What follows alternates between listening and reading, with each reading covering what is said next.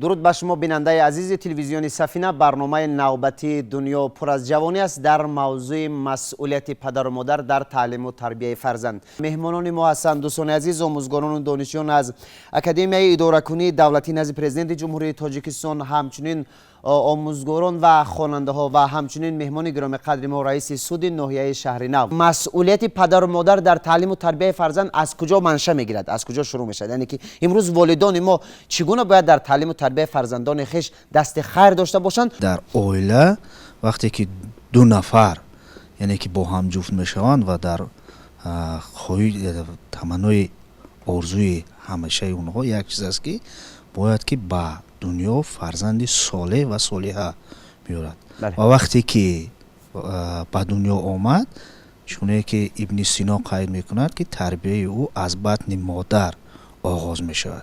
وقتی به دنیا آمد محیط اویلوی تاثیر خودش رو میرساند.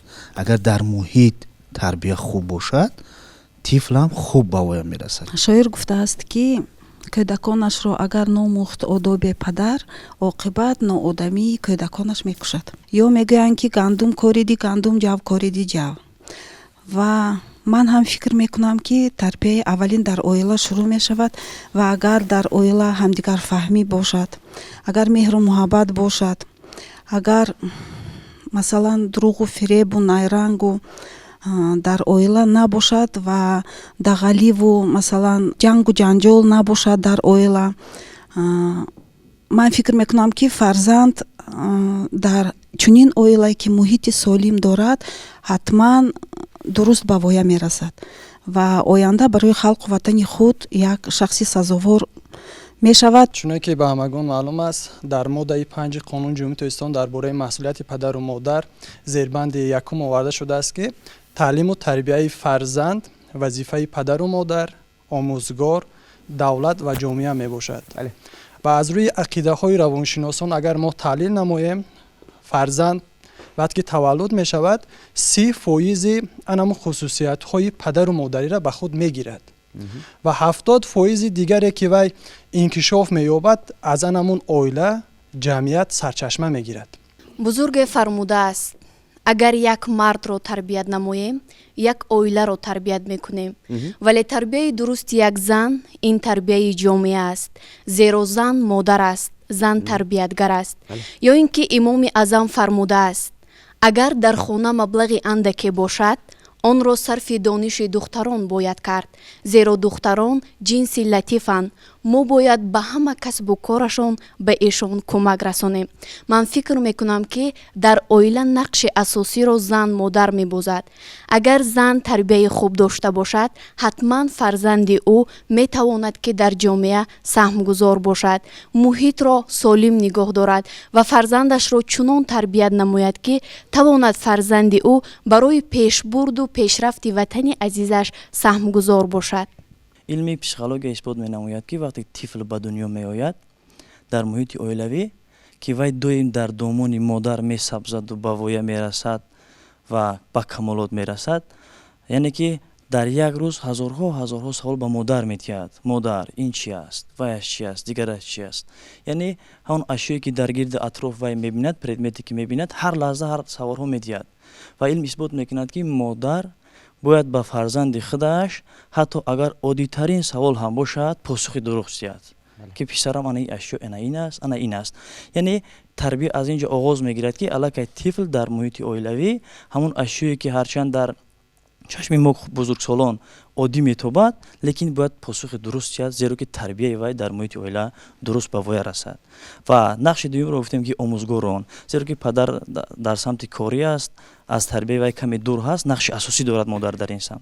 و آموزگاران باشد نقش بین‌نهایت کلیدی را دارند که دنیای معنوی انسان و جامعه در دست همین آموزگاران هستند که و یا با دانش مکمل خش میتوانند اهل زیا خود جوانان و خصوصا همون جوانان را به سمت درست هدایت کنند. طبق قانونگذاری جمهوری تاجیکستان اویله برپا کردن اختیاری است. لیک ما باید فراموش نسازیم که وقتی که ما اویله بنیاد کردیم هر یک اعضای این اویله دارای حقوق و عهده‌داری است. از آن جمله حقوق و عهده‌داری پدر و مادر در تعلیم و تربیت فرزند، ин яке аз ҳуқуқи гӯем марказӣ аст ва беҳуда нест ки ҳуқуқу ӯҳдадориҳои падару модар аз моддаи 34 конститутсияи ҷумҳурии тоҷикистон ки сарчашмаи қонунҳост сарчашма мегирад ва дар баробари ин фарзандон низ тибқи талаботи ин моддаи ишорашуда вазифа доранд ки падару модарро аз ҷиҳати моддӣ дастгирӣ намоянд. чӣ гуфтанӣ дорад? вақте ки шахс оила бунёд мекунад, мақсади асосии оила бунёд кардан ин тифли гӯем ба тарбия, тифли солиҳа, тифли гӯем ватандӯст, худогоҳ ба дунё овардан аст. ва маҳз қонуни ҷумҳурии тоҷикистон дар бораи масъулияти падару модарро вазифадор мекунад ки фарзандро дар рӯҳияи эҳтиром ба арзишҳои миллӣ, худшиносии миллӣ ва тандурустии худогоҳии миллӣ тарбия намояд. аз ин лиҳоз падару модар, ҷомеа, давлат, омӯзгорон дар ҳама равандҳои таълиму тарбия вазифа доранд ки кӯдаконро дар анамин рӯҳияи ки дар боло номбар кардам, яъне дар рӯҳияи ватандӯстӣ, хештаншиносӣ тарбия намояд. фарзанд давоми умри инсон бошад, нерӯи дилу ҳаловати ҷон бошад.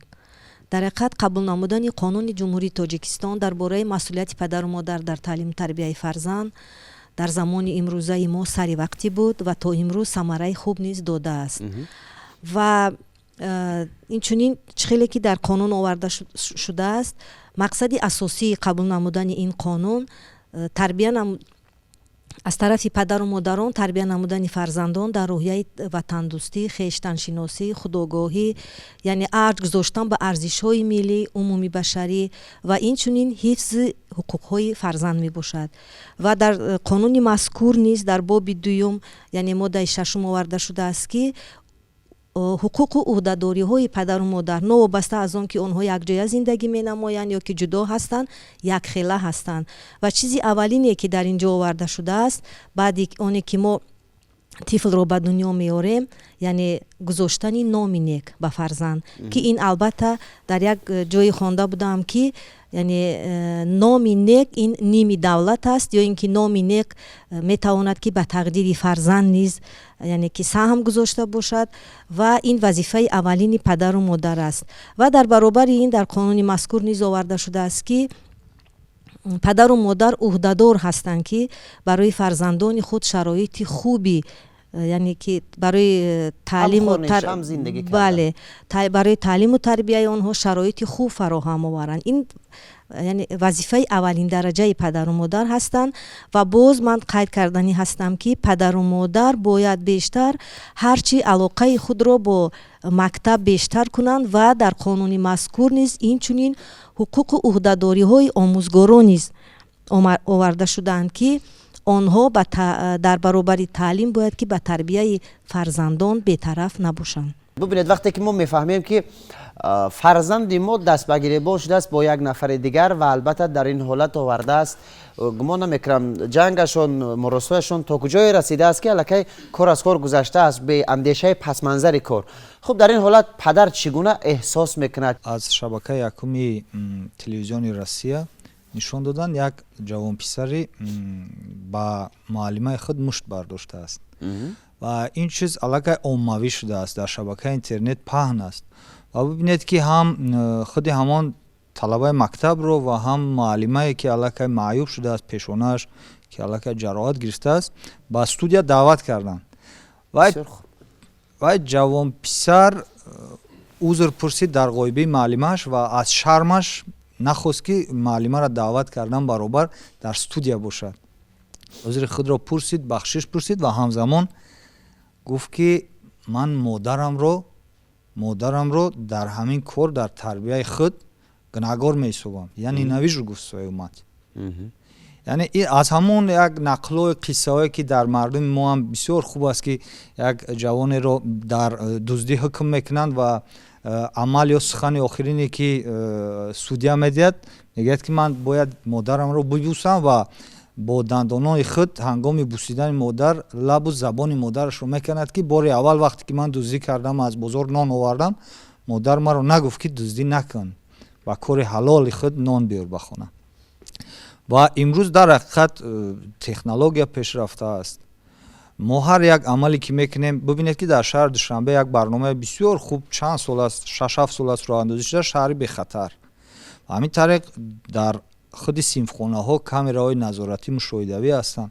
ҳама ин чизҳо сабт мешаванд. бо вуҷуди ин ҳастанд фарзандоне ки дар инҷа садо дод ки бояд дар таълиму тарбияи фарзанд ҳам падар ҳам модар новобаста аз он ки онҳо ҷудо зиндагӣ мекунанд. ҷомеа ҳамин аст. ҳаст оилае ки падар модар ҷудо зиндагӣ мекунанд. лекин ба ҳар сурат фарзандро бояд тавре тарбия дод ки ба мактаб, ба донишгоҳ вай аллакай чӣ гуна шумо аз Муҳаммад Иҷозӣ мисол овардед, як масъолаи сохтмонӣ босифат равад.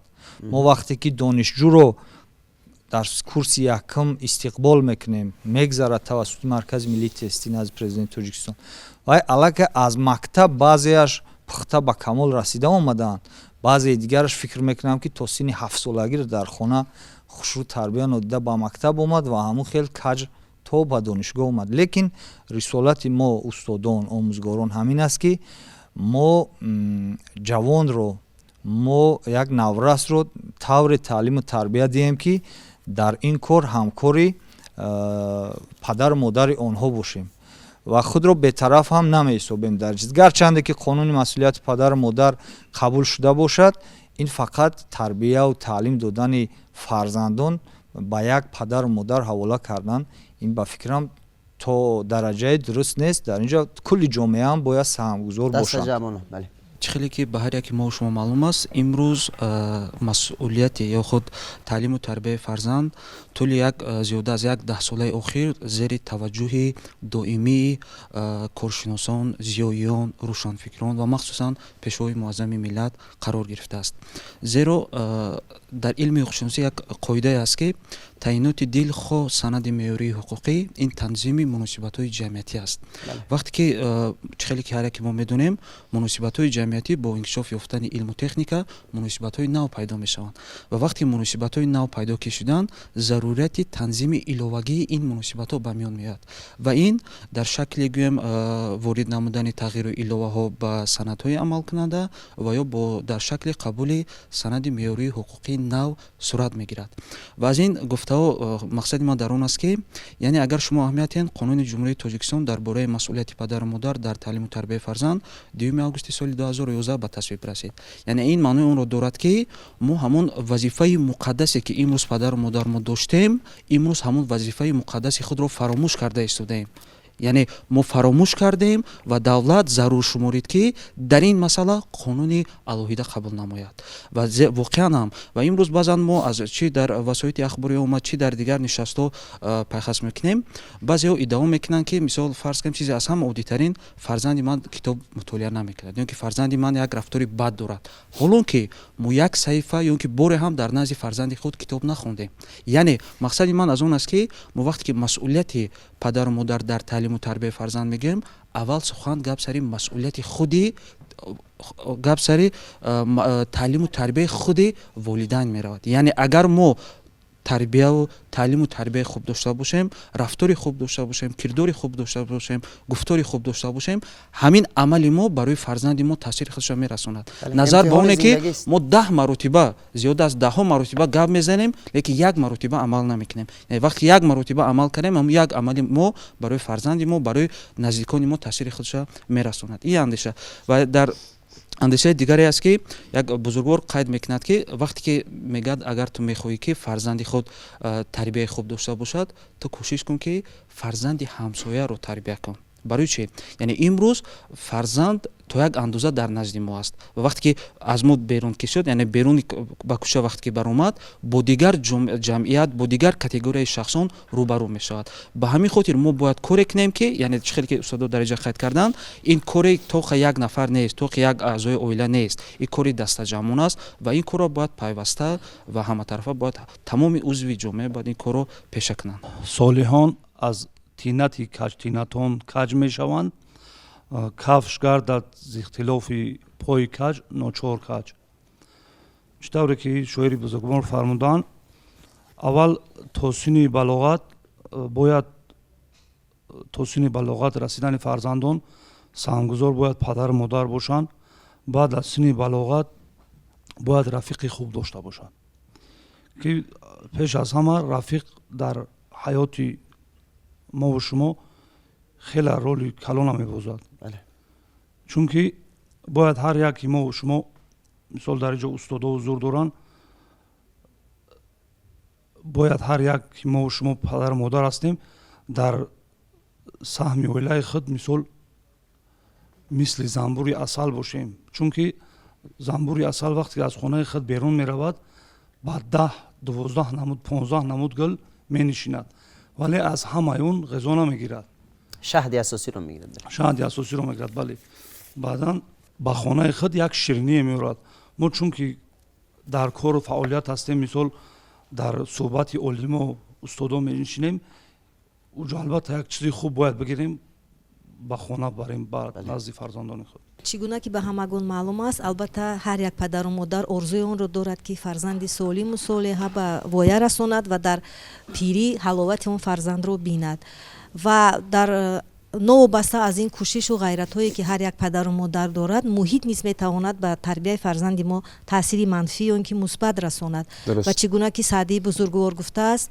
бани одам аъзо якдигаранд ки дар офариниш як гавҳаранд чу узве ба дард оварад рӯзгор дигар узвҳоро намонад қарор ва як камбудие ки ман шахсан мушоҳида мекунам дар ҷамъияти имрӯза ин бетарафии мардум аст вақте ки дар кӯча фарзанди ман аст фарзанди дигар нафар аст дар нақлиёт бошад дар кӯча бошад суханҳои қабеҳ мезанад рафторҳои ношоиста мекунад мо бояд бетараф набошем чунки ҳамаи мо аъзои якдигар ҳастем ва агар фарзанди ман бошад аз ҳамкори ман бошад аз ҳамсояи ман бошад ё ки фарзанди ҳамин ҷумҳурии азизи ман бошад ба ягон кори ношоиста даст занаду оқибати нохуш биёрад бояд ки ман ба ин бетараф набошам яъне мушаххасан гӯем бетарафии мо теша задан ба реша аст бале бетарафӣ ин теша задан ба реша аст ва асосгузори сулҳу ваҳдат президенти муҳтарами мо доимо таъкид менамоянд ки дар баробари ин бетарафӣ ин бешарафӣ ҳаст ва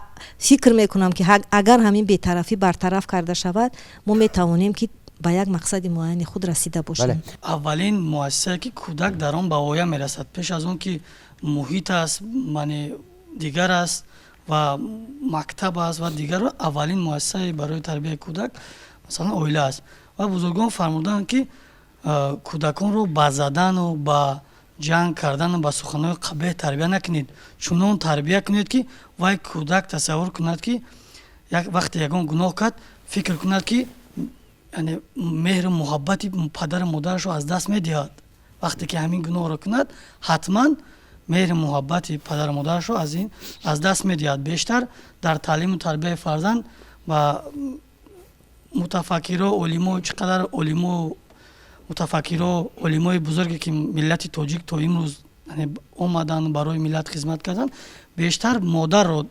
сарчашмаи таълиму тарбияи кӯдак медонанд одамушӯаро рӯдакӣ фармуда ки ин дариғо ки хирадмандро бошад фарзанду хирадманд не варчи адаб дораду донишпадар ҳосили мерос ба фарзанд не агар падар ба фарзандаш танҳо мероси молию пулӣ бимонад ба ӯ адаб надиҳад таълиму тарбияе ки хеле талаботи асосии қонун ҳаст надиҳад пас ҷомеа куҷо меравад ҷомеа аз будаш ба неҳистӣ боз ҳам ба пастравӣ боз ҳам ба вартаи нобудӣ меравад вале миллати тоҷик миллати соҳиб фарҳангу соҳиб тамаддуне ҳаст ки бузургони ӯ дар тамоми масъала сухан карданд ҳатто дар масъалаи таълиму тарбияи фарзанд мушаххасан асарҳои бузург эҷод карданд ба ёд овардан кифоят мисол овардан кифоят аст аз қобусномаи ҳазрати унсурулмаоли кайковус ва баҳористони абдурраҳмони ҷомӣ ки тахассус дорад ба таълиму тарбияи фарзанд яъне масъалаи таълиму тарбияи фарзанд ва диққат додан ба он аз ҷониби гӯем афроди зиёии ҷомеаи мо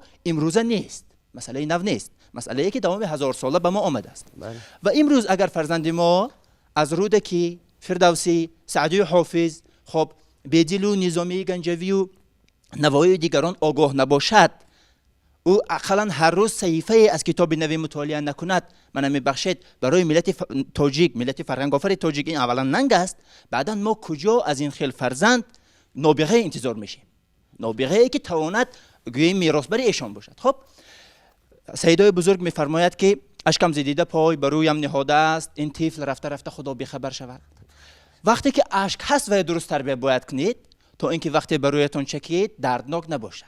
بله. فرزند اشک باید شادی باشد. اشک شادی باشد. فرزند وقتی خرد باشد تربیت درست از جانب پدر و مادر شد. خیلی که الان اشاره کردند فرزند نیک باغ پدر است، فرزند بد داغ پدر است. یعنی فرزند خیلی شما از محمد حجازی یاد کردید، همون مسئله هست که آینده برای تعمیر حیات پدر و مادر خدمت میکنه. بله. تعمیر حیات پیش از همه پدر و مادر. و عائله عموما جامعه مثل خوشه انگوری هست که دانه های الهیده و عائله های الهیده اند. بله. دشواری در آن است که اگر یک دانه فلج شد، یک دانه گوییم بیزیب شد، ویران شد، تأثیری وی به دیگر دانه های این خوشه میرساند و بالکل این خوشه را ویران میکنه، خشک میشود. و پس آن مسئولیت پدر و مادر در تعلیم و تربیت فرزند، این مسئولیت پدر و مادر در ساختن جامعه هست، در پیش بردن جامعه هست، در گوییم فرهنگی کردن جامعه هست و بالکل جامعه به سوی سعادت، به سوی شکوفایی، به سوی آبادی رسانیدن است و بس. تعلیم و تربیت فرزند بیش از همه برای هر یک پدر مادر، مخصوصا برای نوجوانانی که نو خانه‌دار میشوند، یعنی آنها از تعلیم و تربیت فرزند با اونقدر خبردار نیستند، آگاه نیستند و آنها مثال اگر یک نفر دختر در بین بچه‌ها یا یک نفر بچه در بین دخترها باشد، تمامی ثروت خود را به آنها خرج می‌نمایند. یعنی پیش از همه مشکلی که حاضر در جامعه ما برآمده است، این به پسر خردسال خود دادن تلفن‌های گرانبها، یعنی آنها الکی استفاده میکنند از سایت‌های اجتماعی که در تمام جا الکی پهن شده است. این هم به یک تربیت فرزند من تاثیر منفی خود را رسانیده میتواند. یعنی آنها الکی با تلفن خود مشغول شده، از کتابخوانی و از حس وطن دوستی خود یعنی برخوردار شده نمیتوانند. یعنی الکی از اینجا برمیاد که باید تعلیم و تربیت فرزند بیش از همه از هم کودکی باید سر زند که آنها اون چیزی که مثال ترقی نموده از تکنیک و تکنولوژی بله آگاه باشند و نه اونقدر زیاد.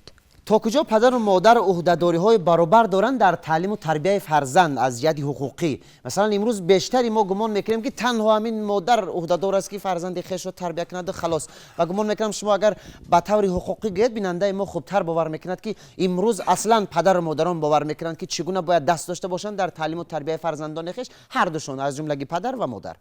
طوری که در بالا اشاره کردم، مسئله تعلیم و تربیت فرزند به ذمه هر دو جانب، یعنی هم پدر هم مادر واگذار کرده شده است و در دل خو مسئله حقوقی طوری که کانستیتوسیا مقرر کرده است، طوری که کودکس عالی جمهوری تاجیکستان مقرر کرده است و طوری قانون جمهوری تاجیکستان درباره مسئله پدر و مادر در تعلیم تربیت مقرر کرده است، در دل خو مسئله ها چی اگر انتخاب کسب باشد، چی انتخاب نام باشد، چی انتخاب در گویم روند تعلیم باشد، در تربیت باشد، حقوق پدر و مادر برابرند. یعنی عهده‌داری ها یک رنگند. بله، هر دو طرف موظفند که مسئله وابسته به مسئله تعلیم و تربیت فرزند جوابگری رو یک خیله حس کنند. یا تنها وظیفه مادر نیست. امروز اشاره کردن که مادران ما بیشتر مسئولیت دارند. از چی؟ من فکر میکنم از این شخصانی که در بالا نمبر کردن که مادر موظف است، فقط تنها یک چیز رو به خاطر چی؟ به خاطر که مادر این آفریدگار است بعد از پروردگار در روی زمین و مادر بیشتر گوییم در خانه است، مادر او رو به دنیا آورده است، پدر بهر گذراندن رزق و روزی یا که بهر گوییم دستگیری مادی عائله بیرون از عائله قرار دارد یا که در کار است. فقط با همین اساسو بسیاری از گویم من مهمانان در همین عقیدن.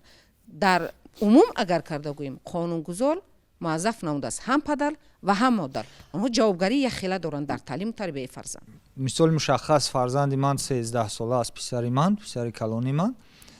ما در شهر نگردیم، بیرون از شهر نبرایم، کینو نرویم، یک جای یگان کتاب رو فیلم رو اگر محاکمه کی نکنیم، همین قدری که میخوام نزدیکتر باشم با بچم، همون قدری که میخوام که یگان درد دلش بگیر، لیکن نمیشود.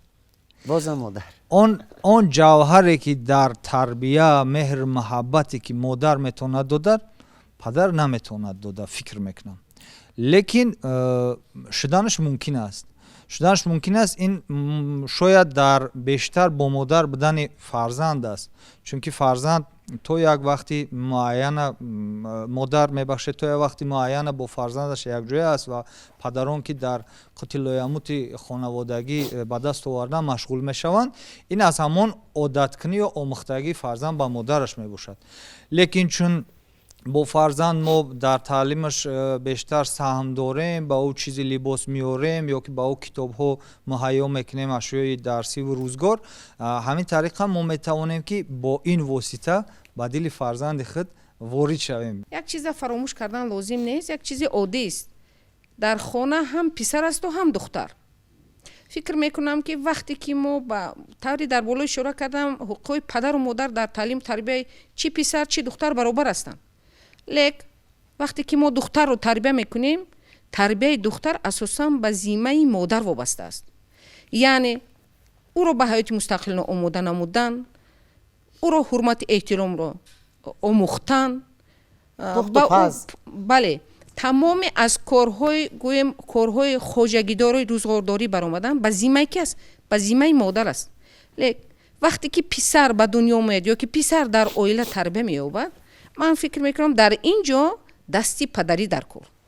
аксари маврид ноболиғони даст ба ҷиноят мезананд ки аз оилаҳои гӯем нопурра, яъне ё бо падаранд ё бо модаранд ё бо хешу ақрабоанд, яъне анамун ё беҳарданд. бале ё ҳамин хел ҳолатҳоам ҷой дорад.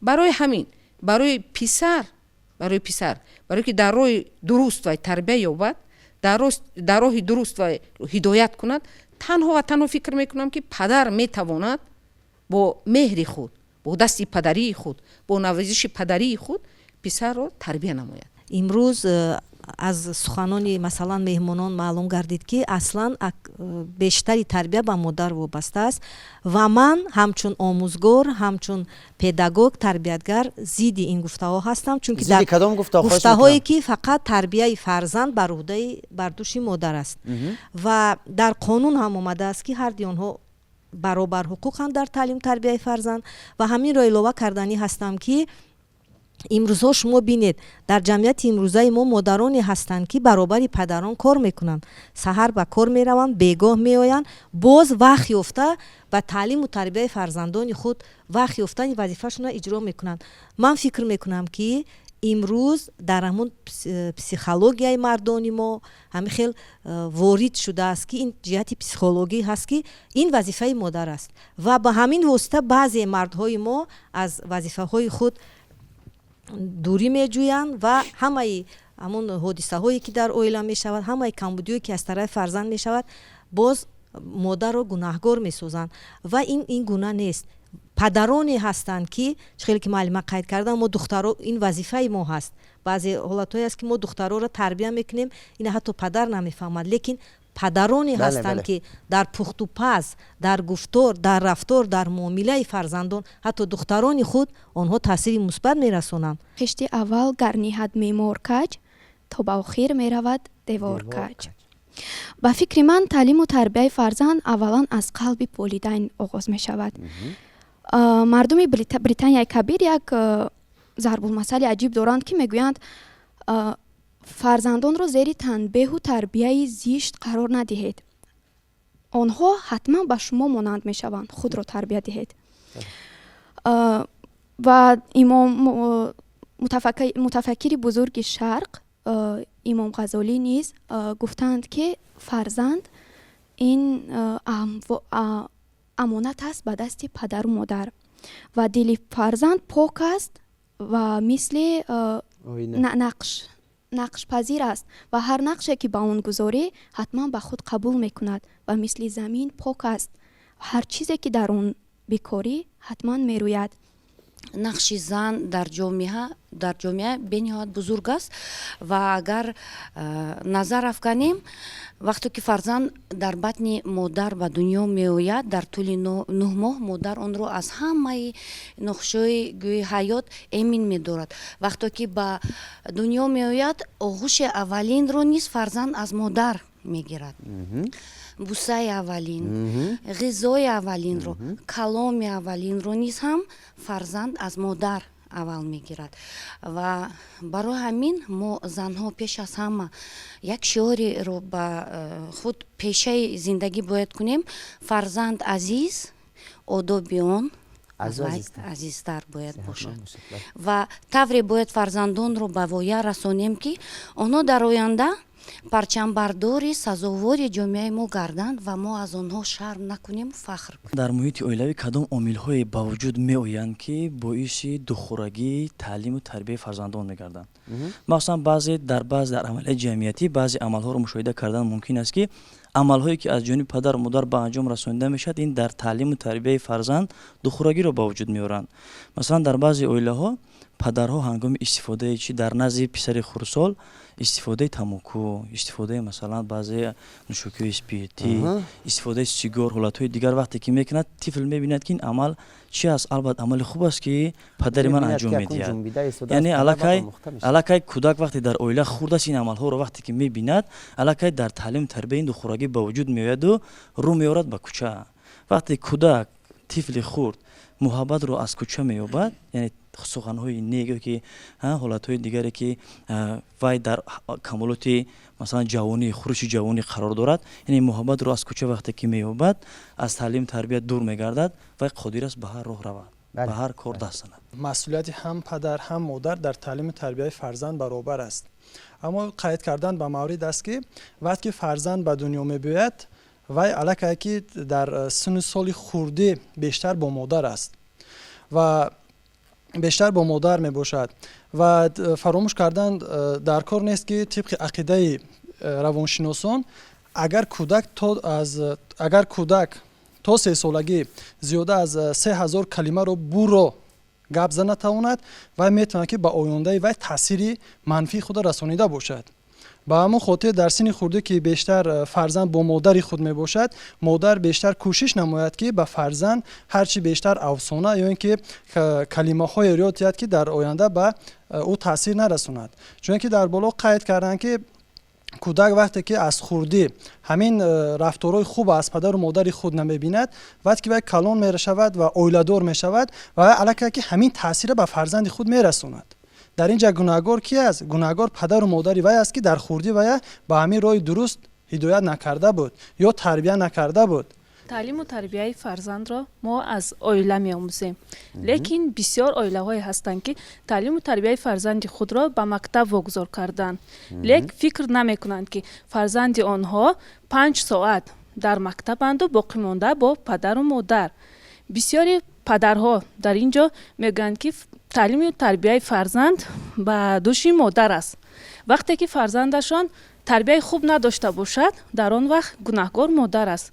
вақте ки фарзандашон тарбияи хуб дошта бошад, дар он вақт дастболоӣ мекунад падар. бале, ин фарзанди ман аст мегӯянд. вақте ки тарбияи хуб надорад, мегӯянд, ки ин фарзанди ту аст. соқроти бузург як андешаи бисёр ҷолибро дар консепсия ва достонҳои худ пешниҳод кардааст, ки агар мо тифлро қобилияти зеҳнии онро тарбия кунему аз ҷиҳати ахлоқӣ тарбия накунем, пас барои ҷомеа як таҳдидеро метавонем ки пешниҳод кунем, як таҳдидеро метавонем ки бунёд кунем. ва ман гумон мекунам, ки барои дӯстдории ватан, барои нигоҳубини ин ватан, барои посдории арзишҳои миллӣ нақши муайянкунандаро дар ҷомеаи имрӯза воқеан падару модар мебозад. ва дар мутолиаҳои асарҳо ва достонҳои муҳаққиқон ва донишмандони қарнҳои гузашта ва имрӯза назар мекунем, ки бисёриҳо бузургии давлат, бузургии гӯем ки як миллатро аз иқтисодиёт ва соҳаи ҳарбию дигар муносибатҳои дигар мебинанд. аммо ба андешаи шахси ман, ки бузургии як миллат, бузургии як давлат аз бузургии фарзандони он ҳаст, ки чунки ҳар як фарзанде ки дар дохили як давлат, як миллат ба тавлид мешавад, тавонад ки ҳамун миллату давлатро дӯст дорад. чӣ гуна мо метавонем фарзандони хешро тарбият кунем? чӣ гуна? яъне ки ҳамон гунае тарбият кунем, ки фарзандони хуби падару модар бошем ва албатта дар оянда ҳаққу ҳамсояву мардум аз мо гила накунанд, домангир набошанд, яъне ки фардҳое бошем, ки ҳангоми сухан кардан аз мо ифтихор кунанд. агар падару модар фарзанда бо ризқи ҳалол калон кунанд, ин нуқтаи асосӣ аст, нуқтаи бисёр муҳим аст. баъдан агар падару модар чӣ қадар зиёдтар барои дуруст ба сифат омода шудани ҳамин масолиҳ диққат доданд, хуб фарзандам оянда хуб тарбия меёбад. بعدا در زمینه این بهتر است نه تنها برای یک شخص بلکه برای کل جامعه بهتر است که جوانان ما، نورسان ما، کودکان ما امروز زیادتر کتابخوان باشند. برای چی؟ چون که بزرگان ما اشاره از بزرگان کردیم، آنها فکت ها و رقم ها، گویم دلیل های عمیق را میآورند که چگونه فرزند موظف است که پدر و مادر احترام بکند و در جامعه نام پدر و مادر بالا برداشته باشد. از این خاطر برای آنه که جامعه ما جامعه سالم باشد، جامعه آبادکار باشد، جامعه گویم گل شکوفان باشد، باید امروز رو به معرفت و فرهنگ اصلی، فرهنگ ملت تاجیک و در این زمینه با رزق و چخیلی که پیشوای ملت میگن دست و دلی نیتی نیک، باید امروز در شاهراه زندگی قدم نهاده باشیم تا اینکه فرزندان آینده باعث افتخار پدر و مادر بگردیم. 22 مای سال 2016 با کنستیتوسیای جمهوری ترکیه تغییر الهه وارد کرده شد. در قسم 2 ماده 34 کنستیتوسیا پیش بینی گردید که در برابر مسئولیت پدر و مادر در تعلیم و تربیت فرزند همزمان قانونگذاری جمهوری تاجیکستان فرزندان بالغ و قابل مهنت را وظیفه‌دار کرد که پدر و مادر خود را از جهت مالیوی، مادی و معنوی کمک کنند و باید ارسطوی بزرگ یک اندیشه دارد که میگد اگر خواهی که حقوقهایت عملی شود اول عهده‌داری هایت را اجرا کن. یعنی هر یک فرد جامعه اول چی عهده‌داری که چی مسئولیت خودش شخصا هر یک فرد در عهدگی دارد، ما اگر همون مسئولیت خود را در مجموع اجرا کنیم، من فکر میکنم که تمام تعلیم و تربیت فرزند و جامعه در روی خوب رفته میرسد. معلم هم وظیفه دار است که با شاگرد خودش در تعلیم و تربیتش سهم داشته باشد. لیکن ما در طول 4 سالی که شاگرد دانشجو را با تعلیم فرا میگیریم، والدینش در طول 4 سال با مؤسسه تحصیلات عالی کسبی نمیبیاید. گرچنده که ما تا کدام اندازه مجلس های والدین میگذرانیم، ما چی کارهایی نمیکنیم، ما حتی میخواهیم که سپاسنامه با کدام والدین بدیم. این البته شاید زحمت فرزندی او باشد، ما سپاسنامه را به دست فرزندش به والدین او میفرستانیم. لیکن به هر صورت تو اگر فرزندش کار بیرون از قاعده دانشجویی را اگر نکند، او را به خارج پیشنهاد نکنیم، ما والدین در آن صورت میبینیم. و از والدین محترم، از اهل جامعه که ما همه پدر و مادر هستیم، دعوت به عمل میاریم که از همین سن 7 سالگی که به مکتب میانه و بعدا به مکتب مخصوص باشه یا که تحصیلات عالی کسبی فرزند خود را ما میدهیم میبریم، التماس با آموزگاران، با استادان، با این مؤسسه ها همکار باشید، دائما در رابطه باشید، از حال فرزند خود خبر بگیرید، از حال احوال درس دهی استاد او یک بار با خبر باشید.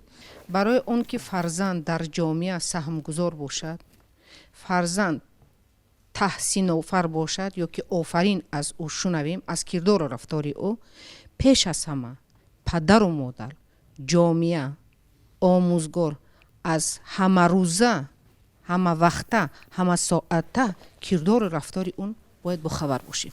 بله. این پیش از همه، یعنی کردار و رفتار فرزندان ما پیش از همه تحت نظارت باید باشد. اگر از تحت نظارت چی جامعه، چی دولت، چی پدر و مادر، چی آموزگار در هر مرحله که کودک در آنجا قرار دارد من در نظر دارم دور باشد، خواه و نخواه او با کردارهای غیر قانونی دست میزند تا به جای کار میرسد که دست به جنایت‌های مدهش میزند.